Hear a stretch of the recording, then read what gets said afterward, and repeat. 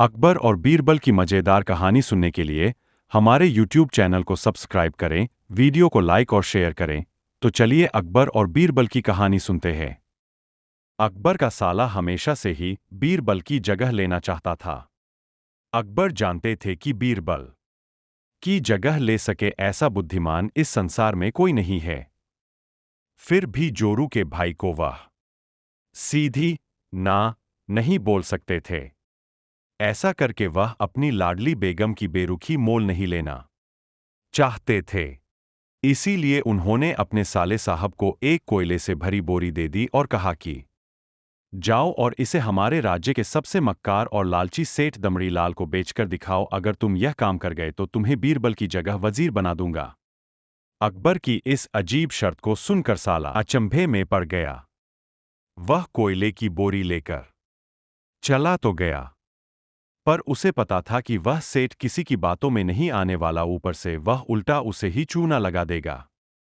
हुआ भी यही, सेठ दमड़ी लाल ने कोयले की बोरी के बदले एक ढेला भी देने से इनकार कर दिया। साला अपना सा मुंह लेकर महल वापस लौट आया और अपनी हार स्वीकार कर ली। अब अकबर ने वही काम बीरबल को करने को कहा। बीरबल कुछ सोचे और फिर बोले कि सेठ दमड़ी लाल जैसे मक्कार और लालची सेठ को यह कोयले की बोरी क्या, सिर्फ कोयले का एक टुकड़ा ही 10,000 रुपये में बेचाऊंगा।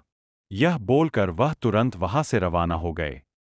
सबसे पहले उसने एक दर्जी के पास जाकर एक मखमली कुर्ता सिलवाया, हीरे मोती वाली मालाएं गले में डाली, महंगी जूती पहनी और कोयले को बारीक सुरमे जैसा पिसवा लिया।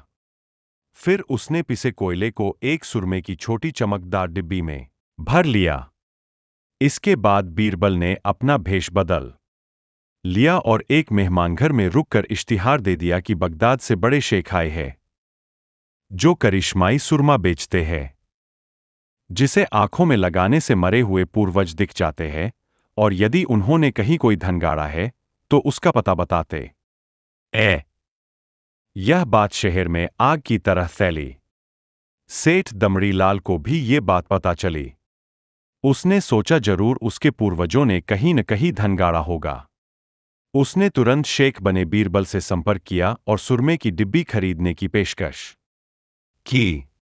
शेख ने डिब्बी के 20,000 रुपये मांगे और मोल भाव करते करते 10,000 में बात तय हुई। पर सेठ भी होशियार था। उसने कहा, मैं अभी तुरंत ये सुरमा लगाऊंगा और अगर मुझे मेरे पूर्वज नहीं दिखे तो मैं पैसे वापस ले लूंगा। बीरबल बोला, बिल्कुल आप ऐसा कर सकते हैं। चलिए शहर के चौराहे पर चलिए और वहां इसे जांच लीजिए। सुरमे का चमत्कार देखने के लिए भीड़ इकट्ठा हो गई। तब बीरबल ने ऊंची आवाज में कहा, ये सेठ अभी ये चमत्कारी सुरमा लगाएंगे, और अगर ये उन्हीं की औलाद है जिन्हें ये अपना मां बाप समझते हैं तो इन्हें इनके पूर्वज दिखाई देंगे और गड़े धन के बारे में बताए। लेकिन अगर आपके मां बाप में से किसी ने भी बेईमानी की होगी और आप उनकी असल औलाद नहीं होंगे तो आपको कुछ भी नहीं दिखेगा। और ऐसा कहते ही बीरबल ने सेठ की आंखों में सुरमा लगा दिया। फिर क्या था, सिर खुजाते हुए सेठ ने आंखें खोली।